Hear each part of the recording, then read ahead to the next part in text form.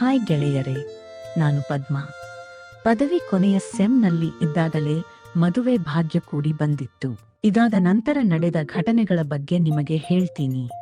ನನಗೆ ಮದುವೆ ಭಾಗ್ಯ ಕೂಡಿ ಬಂದಾಗ ಅವನು ಸಿಟಿಯವನು ಎಂದು ನನಗೆ ಸಂತೋಷವಾಗಿತ್ತು. ಆಮೇಲೆ ನಮ್ಮ ಮದುವೆಯು ನಡೆದು ಹೋಯಿತು. ನನ್ನ ಗಂಡ ರಾಜು. ಆತ ನೋಡೋಕೆ ಸುಂದರವಾಗಿದ್ದ, ಅಲ್ಲದೆ ಒಳ್ಳೆಯವನಾದರೂ ಸಹಿತ ಕೆಲವೊಮ್ಮೆ ರೇಗಾಡುತ್ತಿದ್ದ. ಆತ ಯಾವಾಗಲೂ ಬಿಸಿನೆಸ್ ಎಂದು ಅಡ್ಡಾಡುತ್ತಿದ್ದ. ಆದರೆ ಯಾವಾಗ ಬಿಸಿನೆಸ್ ಕೈಕೊಟ್ಟಿತು, ಆತ ಎಲ್ಲ ಸಿಟ್ಟನ್ನು ನನ್ನ ಮೇಲೆ ಹಾಕುತ್ತಿದ್ದ. ಅವನು ತನ್ನ ಖುಷಿಯ ಜೊತೆಗೆ ನನ್ನ ಖುಷಿಯನ್ನು ಹಾಳು ಮಾಡಿ ಜೀವನವನ್ನು ನರಕ ಮಾಡಿಬಿಟ್ಟಿದ್ದ.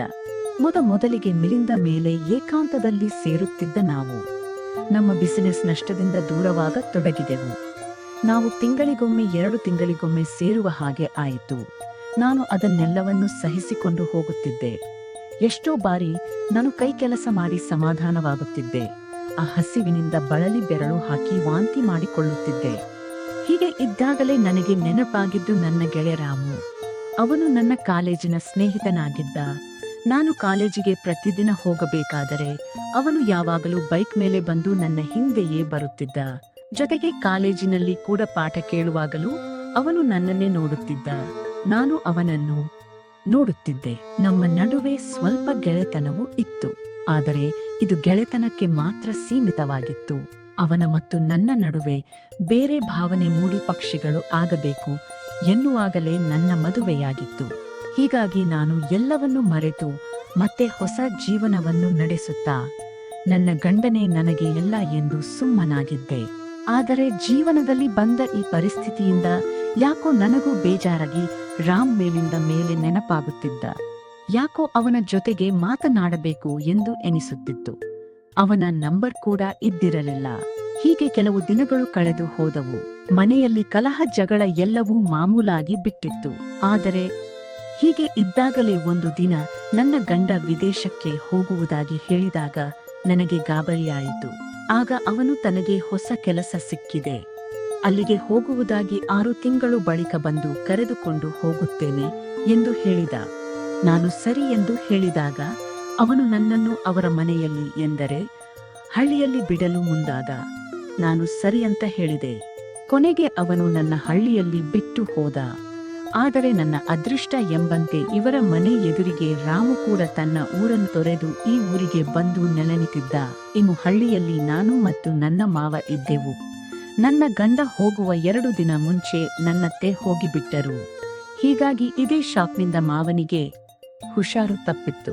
ಇನ್ನು ನನ್ನ ಯಜಮಾನ ವಿದೇಶಕ್ಕೆ ಹೋದಾಗ ನನಗೆ ನೆರವಾದವನೇ ನನ್ನ ಡಿಗ್ರಿ ಸ್ನೇಹಿತ ರಾಮು. ಅವನೇ ಮನೆಗೆ ಬಂದು ಇವರಿಗೆ ಬೇಕಾದ ಸಹಾಯ ಮಾಡುತ್ತಾ ಎಲ್ಲವನ್ನೂ ಬದಲಾಯಿಸಿ ಹೋಗುತ್ತಿದ್ದ. ನಾನು ಇದಾದ ಮೇಲೆ ಇವರಿಗೆ ಊಟ ಕೊಡುತ್ತಿದ್ದೆ. ಹೀಗೆ ಒಂದು ದಿನ ಊಟಕ್ಕೆ ಕೊಡುವಾಗ ಬೆಳಕಿನಲ್ಲಿ ಏನೋ ಎದ್ದಂತೆ ಕಂಡಿತು. ನನಗೆ ಏನೇನು ಎನಿಸಿ ಆ ಕಡೆ ನೋಡಬಾರದು ಎಂದರೂ ಸಹಿತ ಮನಸ್ಸು ಕೇಳಲಿಲ್ಲ. ಎಷ್ಟೋ ದಿನಗಳಿಂದ ದೂರವಿದ್ದ ನನಗೆ ಯಾಕೋ ಬೇರೆ ಬೇರೆ ವಿಚಾರಗಳು ಬರುತ್ತಿದ್ದವು. ಊಟಕ್ಕೆ ಕೊಡುತ್ತಿದ್ದರು ಸಹಿತ ಪದೇ ಪದೇ ನನ್ನ ಗಮನ ಆ ಕಡೆಗೆ ಹೋಗುತ್ತಿತ್ತು. ಕೊನೆಗೆ ಊಟಕ್ಕೆ ಬಡಿಸಿ ಸುಮ್ಮನೆ ಎದ್ದು ಬಂದು ದೇವರು ಕೊಟ್ಟ ಕೈಯಿಂದ ಕೆಲಸ ಮಾಡಿ ಸಮಾಧಾನ ಪಟ್ಟೆ. ಮರುದಿನವೂ ಮತ್ತೆ ಈ ಘಟನೆ ಜರುಗಿತ್ತು.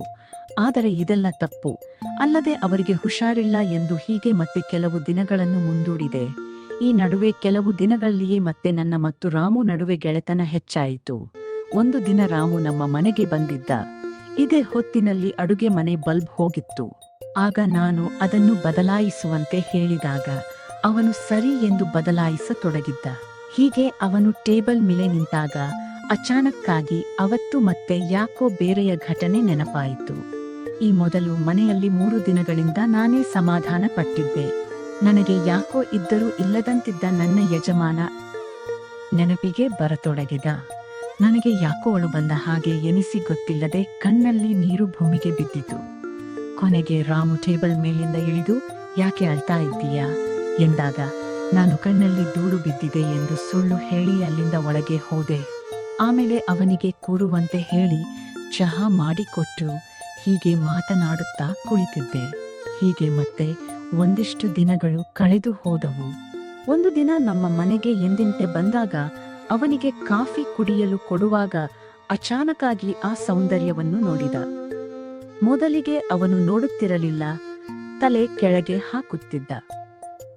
ಮೊದಲಿಗೆ ಅವನು ನೋಡುತ್ತಿರಲಿಲ್ಲವಾದರೂ ದಿನ ಕಳೆದಂತೆ ಅವನು ನೋಡುತ್ತಿದ್ದ. ಹೀಗೆ ಪ್ರತಿದಿನ ಮನೆಯಲ್ಲಿ ಎಲ್ಲವೂ ನಡೆಯುತ್ತಲಿತ್ತು. ಆದರೆ ಹೊರಗಿನ ಜಗತ್ತಿಗೆ ಮಾತ್ರ ಏನೂ ಗೊತ್ತಿರಲಿಲ್ಲ. ಆದರೆ ಸಮಯವು ಸಂದರ್ಭ ತಾನಾಗಿ ಬರಲಿ ಎಂದು ಕಾಯ್ದು ಕುಳಿತಿತ್ತು. ರಾಮು ಒಂದು ದಿನ ಇವರ ಮಾವನಿಗೆ ಅಂತ ಕುಡಿಯಲು ಎಳೆನೀರು ತಂದುಕೊಟ್ಟ. ಆಮೇಲೆ ಅವನು ಇನ್ನೇನು ಹೋಗಬೇಕು ಎನ್ನುವಾಗಲೇ ಅಡುಗೆ ಮನೆಯಲ್ಲಿ ಬಲ್ಬ್ ಮತ್ತೆ ಹೋಗಿದೆ ಎಂದು ಹೇಳಿದಾಗ ಅವನು ನೇರವಾಗಿ ಒಳಗೆ ಬಂದು ಬದಲಾಯಿಸುತ್ತಿದ್ದ. ಆದರೆ ಅದಾಗಲೇ ಒಂದು ನಿರ್ಧಾರ ಮಾಡಿದ್ದವರು.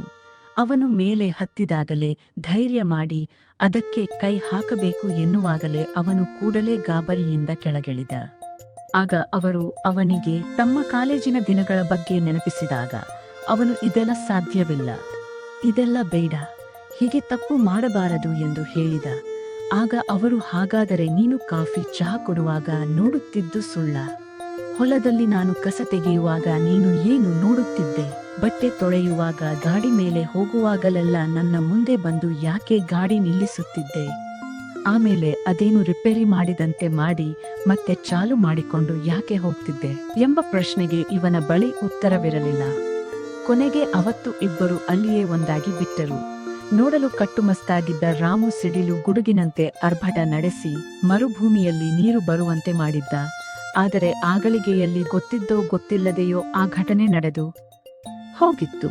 ಆದರೆ ವಾಸ್ತವಕ್ಕೆ ಬಂದಾಗ ಅವರಿಗೆ ಯಾಕೋ ತಾವು ಮಾಡಿದ್ದು ತಪ್ಪು ಎನಿಸಿತು. ಅವತ್ತೇ ಮೊದಲು, ಅವತ್ತೇ ಕೊನೆಯಾಗಿತ್ತು. ಫ್ರೆಂಡ್ಸ್, ಈ ಕಥೆ ಇಷ್ಟವಾಗಿದ್ದರೆ ಇದಕ್ಕೊಂದು ಲೈಕ್ ಕೊಟ್ಟು ನಮ್ಮ ಚಾನೆಲ್